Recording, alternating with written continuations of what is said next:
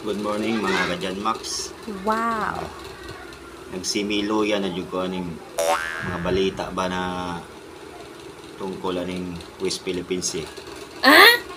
Parang simiipit na gyud ang mga Coast Guard na to dito ba. Oh no!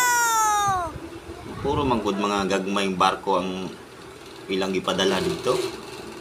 Asam ditong mga dagko nilang barko di ay. Oh Kaluluoy my daw ning mga God. gagmay ra kayo mga service ba kay bungguan ra ng mga barko sa inampak ng Chinese na yan. Uwi kayo. Napay sa anak ko sa video na puspusan pang ilang kuan, ilang salakyan niya. Napay gi saksak na malipay mo ana. Kamoy gatanaw, malipay mo nang ginung-ana na ato ang mga bantay diya sa dagat. Maigani mo kay naara mo sa office, tiranin mo pagkatawhaya.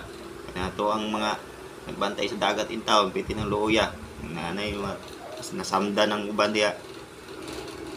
Aga ito nakita na ko na puto lang tudlo. Tapos gisulod pagid ko tong Sierra Madre na barko. Ipang guba ko no. Puspusan ko nung katong sa toy puspos dito. Wagay tao na unsa nung taon tani may Pilipinas magpalda na lang guro tani nga bayot naman tani noon tanan noon.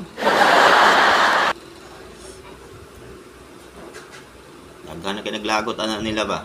Kung pugong lang basta manggagmay kay mga mananagat dito lagot na kay daghan na kay paano na sila doon na nila. Unsa nang tani magpalda na lang tani noon kani. Dala tag batutang gamay kay di mo kuan na nila sumay. Mao na mga guys na kuan ako nalipay ang mga balita-balita ba na ang mga balita na tungkol ng mga sa West Philippines Sea na nagkuan na diya sa dagat na di nila maayo na nilang gibuhat. Dapat na nato na kuan na kung hilig di sila bunggo sa mga bangka diha padala nato ng mga bangka diha na mga baskog kayo para sa mga bunggo ay mao na mga kadyan Max. Daghang salamat. Palihog lang ko subscribe sa YouTube channel ako Jan Max Vlog. Thank you mga kadyan Max.